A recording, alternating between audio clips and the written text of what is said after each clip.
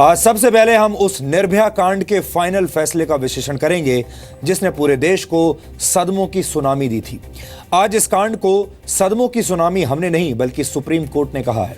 Supreme court ने आज निर्भया कांड के चारों दोषियों की फांसी की सजा बरकरार रखी है और इस तरह आज 4 साल और 141 दिनों के बाद निर्भया को इंसाफ मिल गया। लेकिन सवाल यह है कि क्या यह केस देश में एक मिसाल बन पाएगा? सुप्रीम कोर्ट के इस कठोर फैसले के बाद क्या हमारे देश में अपराधियों की मानसिकता बदलेगी? क्या उन्हें कानून का डर रहेगा? क्या सुप्रीम कोर्ट का आज का फैसला इस बात की गारंटी बन पाएगा कि आगे भविष्य में देश की कोई दूसरी निर्भया कभी ऐसी बर्बरता का शिकार नहीं होगी? ये बहुत बड़े सवाल हैं जिनके जवाब ढूंढने की हम आज आपके साथ कोशिश करेंगे। लेकिन सबसे पहले एक विरोधाभास आपको बताते हैं। आज भारत ने सिर्फ 17 मिनटों के अंदर सार्क देशों के सैटेलाइट को उसकी कक्षा में स्थापित कर दिया, लेकिन हम कई वर्षों में भी देश के लोगों को न्याय नहीं दे पाते। हमारे हाथ चांद और मंगल तक तो पहुंच जाते हैं, लेकिन हमारे हाथ, हमारे कानून के हाथ बलात्कारियों के गिरेबान तक नहीं पहुंचते। 16 दिसंबर 2012 को निर्भया कांड होने के बाद पूरा देश सड़कों पर उतर आया था। निर्भया को इंसाफ दिलाने के लिए खूब प्रदर्शन हुए थे और लोगों की भावनाओं के दबाव में सरकार ने इस मामले की सुनवाई फास्ट ट्रैक कोर्ट में करवाई थी। लेकिन फास्ट ट्रैक कोर्ट में केस चलने के बावजूद निर्भया कांड में अंतिम फैसला आने में 4 साल और 141 दिन लग गए और ये देरी उस केस में हुई जिसके बाद कानून में विशेष प्रावधान किया गया, जिस पर पूरे देश की नजर थी। महिलाओं के लिए नए कानून बने और इस केस को रेयरेस्ट ऑफ रेयर माना गया। जरा सोचिए, हमारे देश में निर्भया जैसे दूसरे मामलों में क्या होता होगा। इस केस में 2013 में पहले निचली अदालत ने दोषियों को फांसी की सजा सुनाई और फिर 2014 में दिल्ली हाई कोर्ट ने निचली अदालत के फैसले को बरकरार रखा और अब सुप्रीम कोर्ट ने दिल्ली हाई कोर्ट के फैसले के करीब 3 वर्षों के बाद दोषियों की फांसी की सजा बरकरार रखी है। सुप्रीम कोर्ट ने आज अक्षय ठाकुर, विनय शर्मा, पवन गुप्ता और मुकेश को दी गई फांसी की सजा पर कोई माफी नहीं दी। इस मामले के 5वें आरोपी राम सिंह ने जेल में ही आत्महत्या कर ली थी। इस केस का 6ठा आरोपी घटना के वक्त नाबालिग था, इसलिए 3 साल तक जुवेनाइल जस्टिस बोर्ड में रहने के बाद नवंबर 2015 में उसे एक सिलाई मशीन और 10,000 रुपए देकर छोड़ दिया गया। सुप्रीम कोर्ट का आज का फैसला बहुत महत्वपूर्ण है क्योंकि देश की सबसे बड़ी अदालत ने आज इस फैसले के दौरान बहुत बड़ी बातें कही हैं जो आज आप सबको पता होनी चाहिए।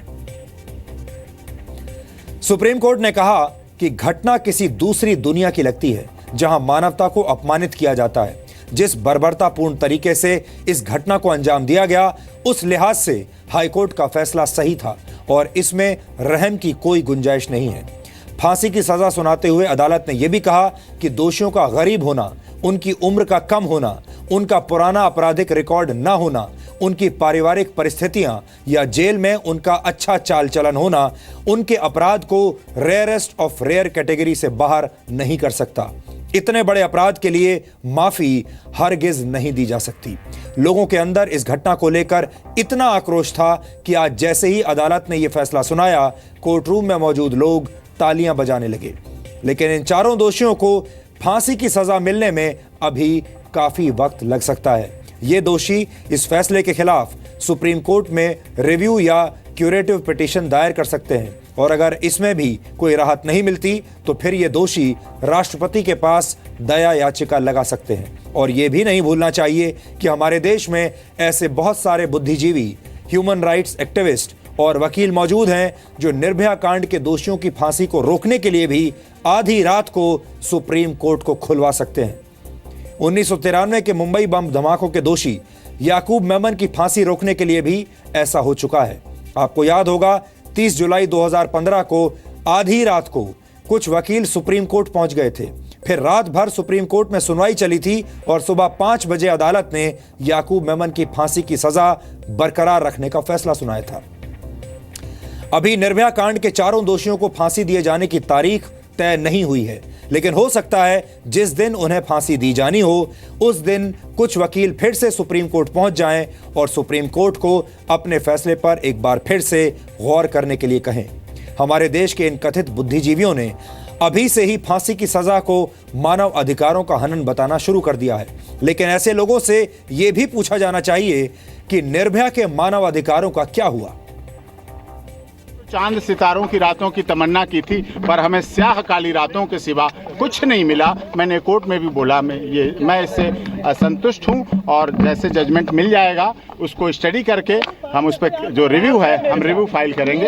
अक्षय कुमार सिंह, विनय शर्मा और पवन गुप्ता के लिए रिव्यू फाइल करेंगे। पनिशमेंट का अर्थ है, पनिशमेंट का मतलब है सुधार, उसे सुधारा जाए। महात्मा गांधी के सिद्धांत की तो धज्जियां उड़ गई। महात्मा गांधी जी ने कहा था नॉन वायलेंस, अहिंसा होनी चाहिए, अहिंसा है। ह्यूमन राइट्स की तो धज्जियां उड़ गई।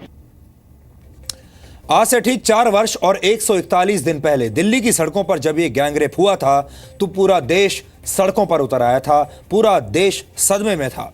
इस गैंगरेप ने देश के मन में मौजूद आंदोलन की चिंगारी को भड़काकर एक आग बना दिया था। लोग हाथों में मोमबत्तियां और बैनर लेकर कभी खामोशी के साथ तो कभी नारेबाजी करते हुए सड़कों पर अपने गुस्से का इजहार कर रहे थे और बदलाव की मशाल जला रहे थे। तब ऐसा लगता था कि महिलाओं के साथ होने वाले सेक्सुअल हैरेसमेंट के खिलाफ पूरा देश अब जाग गया है और अब आगे भविष्य में ऐसी घटनाएं होनी बंद हो जाएंगी। लेकिन वक्त बीतने के साथ साथ सब कुछ पहले जैसा हो गया। उस दौरान देश भर में जो लोग कैंडल लाइट मार्च निकाल रहे थे वो आज कैंडल लाइट डिनर करने में व्यस्त हैं। 2012 की तस्वीरें हम आपको दिखा रहे हैं। आप देखिए किस कदर गुस्से में कितनी बड़ी संख्या में लोग सड़कों पर उतरे थे। लोगों के आंखों में आंसू थे। लोग चाहते थे बस 24 घंटे में यह देश बदल जाए, अब दोबारा इस देश में कोई बलात्कार ना हो। उस दौरान एक कैंडल लाइट मार्च मुंबई में हमारे सेलिब्रिटीज ने भी निकाला था। तब हमारे देश के बड़े बड़े एक्टर्स, फिल्म स्टार्स इस गैंगरेप के खिलाफ हाथों में तख्तियां लेकर सड़कों पर उतरे थे। ऐसा लगता था कि हमारी पूरी फिल्म इंडस्ट्री बहुत दुखी है। लेकिन अब एक बार फिर से सब कुछ पहले जैसा हो गया है। उस दौरान प्रदर्शन करने वाले ये वही लोग थे जो अपनी फिल्मों में कई बार सेक्सुअल हैरेसमेंट की समस्या को दिखा चुके हैं और इससे जुड़ी भूमिकाएं भी निभा चुके हैं। आपने नोट किया होगा कि हिंदी फिल्मों में बलात्कार के सीन्स बहुत बड़ी संख्या में रहे हैं और बलात्कार के खिलाफ न्याय हासिल करने की मुहिम भी हमारी फिल्मों में खूब दिखाई जाती है। इस हिसाब से अब तक हमारे समाज में जागरूकता आ जानी चाहिए थी, लेकिन ऐसा हुआ नहीं। कहा जाता है कि फिल्में समाज का आईना होती हैं, लेकिन जब बात सेक्सुअल हैरेसमेंट या रेप की होती है तो फिर फिल्में भी समाज के भले के काम नहीं आती, क्योंकि समाज का मन और विचार दूषित हैं। वो खराब चीजों को तुरंत पकड़ लेते हैं लेकिन अच्छी चीजों से कुछ नहीं सीखना चाहते। दिसंबर 2012 में जो लोग निर्भया को इंसाफ दिलाने के लिए विरोध प्रदर्शन कर रहे थे वो आज कहीं नजर नहीं आते।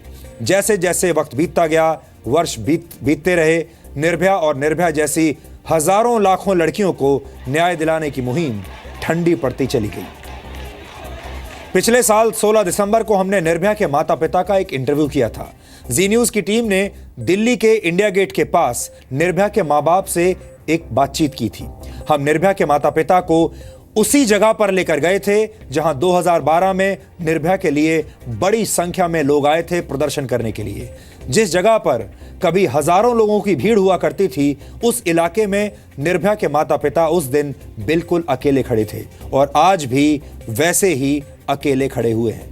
ये बहुत दुख की बात है कि हमारे देश में जब किसी प्रदर्शन या मुहिम की कवरेज के लिए ढेरों टीवी कैमरे होते हैं, ढेरों पत्रकार अखबारों के वहां पहुंच जाते हैं, तब वहां हजारों की संख्या में लोग जुट जाते हैं। नेता भी ऐसे मौकों का इस्तेमाल अपनी राजनीति को चमकाने के लिए करते हैं और मीडिया के कुछ पत्रकार ऐसी घटनाओं की कवरेज करके महान बन जाते हैं, बड़े बड़े अवार्ड्स भी जीत लेते हैं। लेकिन जिस समस्या को दूर करने के लिए ये सब कुछ होता है वो समस्या वैसी की वैसे ही बनी रहती है।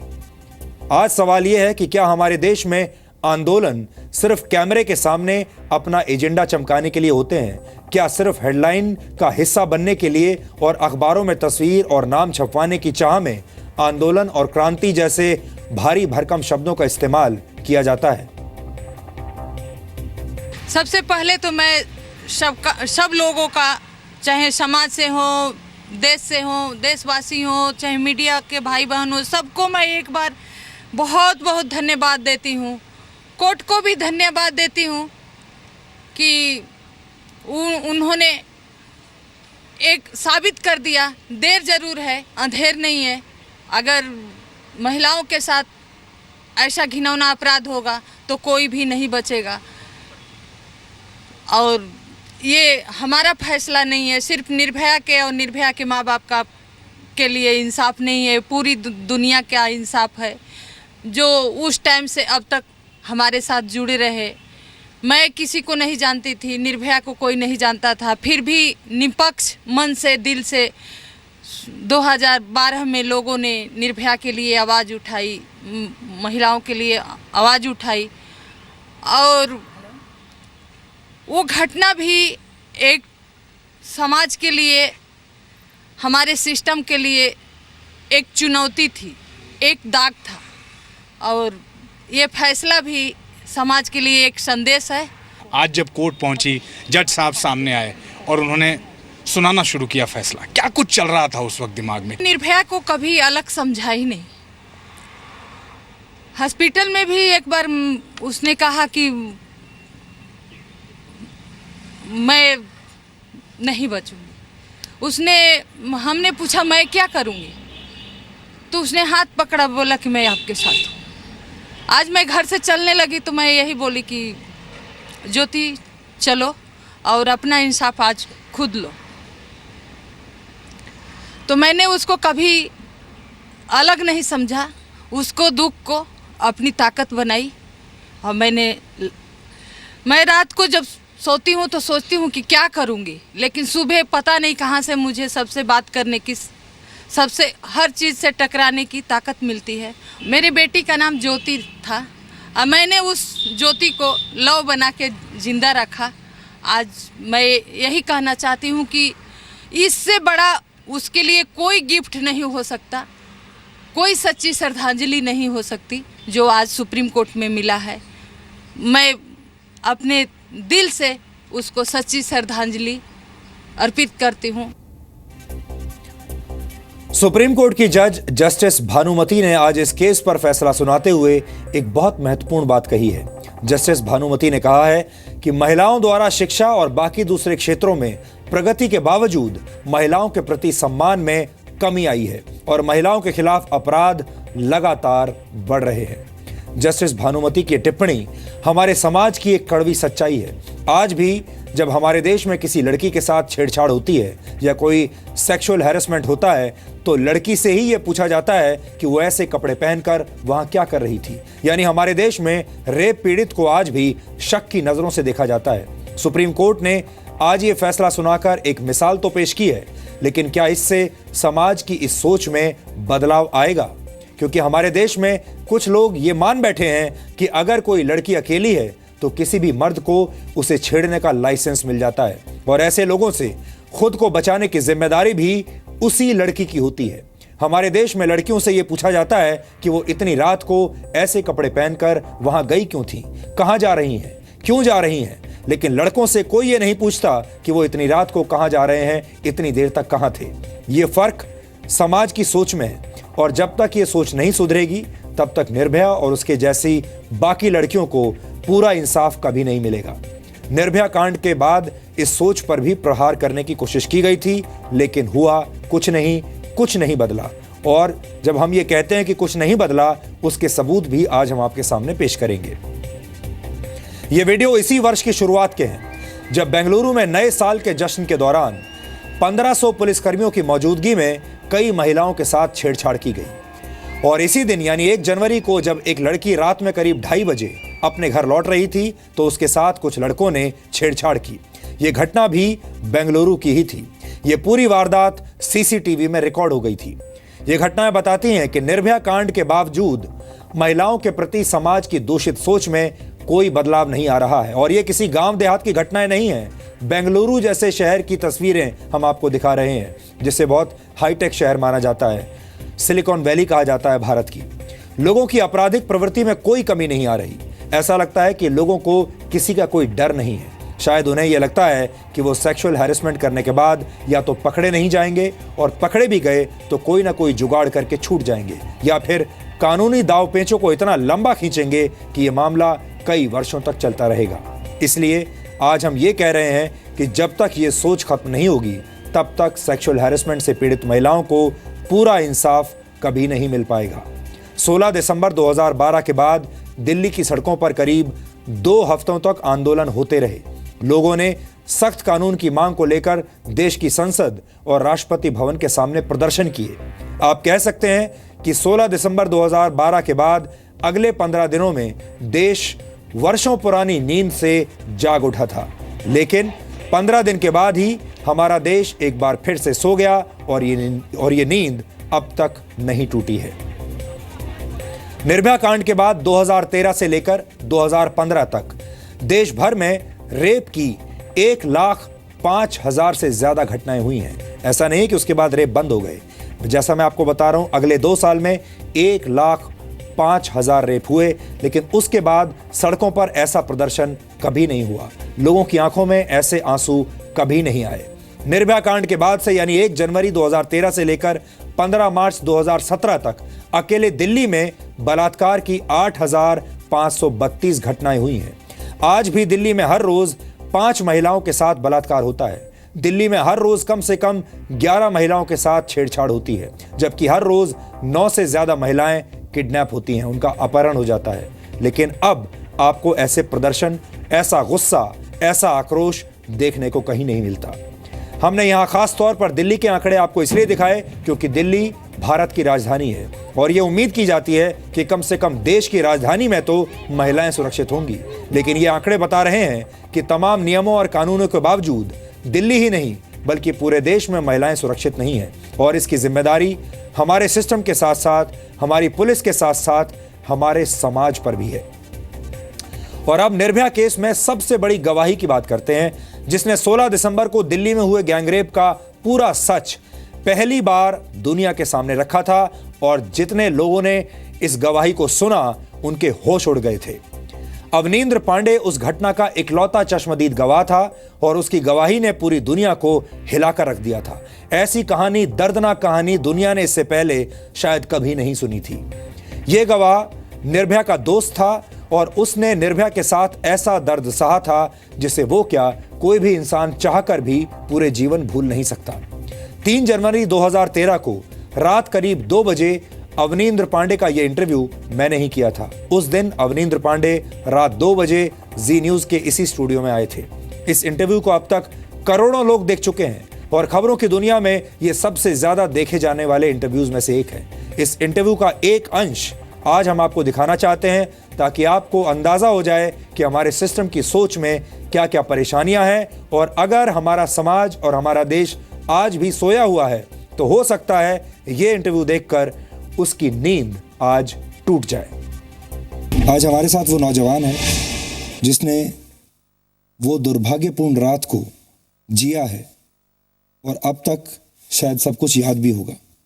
2 से 2.5 घंटे तक वो बस दिल्ली की सड़कों पर घूमती रही और उसके अंदर ये सब होता रहा और किसी ने भी उस बस को रोका नहीं। उस बस को ना कोई पुलिस मिली, ना ट्रैफिक पुलिस मिली और वो लगातार ऐसे ही चलती रही। आपकी आवाज़ें किसी ने नहीं सुनी? नहीं, हम लोग चिल्ला रहे थे, उसमें काफ़ी कोशिश करी कि हमारी आवाज़ बाहर जाए, लेकिन उन्होंने लाइटें बंद कर दी थी और जो हमारी फ्रेंड थी वो भी काफ़ी आवाज़ लगा रही थी। हमारी लड़ाई हो रही थी, वो 5-6 लोग थे वो हम मुझे बचाने की कोशिश कर रही थी। उन्होंने 100 नंबर डायल करने की कोशिश करी बट वो उन्होंने मोबाइल छीन लिया था। तो बस ऐसी चलती रही। फिर फाइनली उन्होंने आके एक फ्लाईओवर के नीचे हमें फेंका, फिर क्रश करने की कोशिश भी करी, आपको कुचलने की कोशिश करी। हमारे पास कपड़े भी नहीं थे और फिर हम वहाँ पर वेट करते रहे कि एटलीस्ट कोई तो हमारी हेल्प करे। इतनी चोट लगने के बाद भी कोई आपकी मदद के लिए नहीं आया कि आपकी दोस्त को उठा के वो पीसीआर वैन में रख सके, मदद कर सके? लोगों के मन में शायद खौफ है कि अगर वो कोई हेल्प भी करता है तो विटनेस बन जाएगा। हर चीज़ में बदलाव की ज़रूरत है।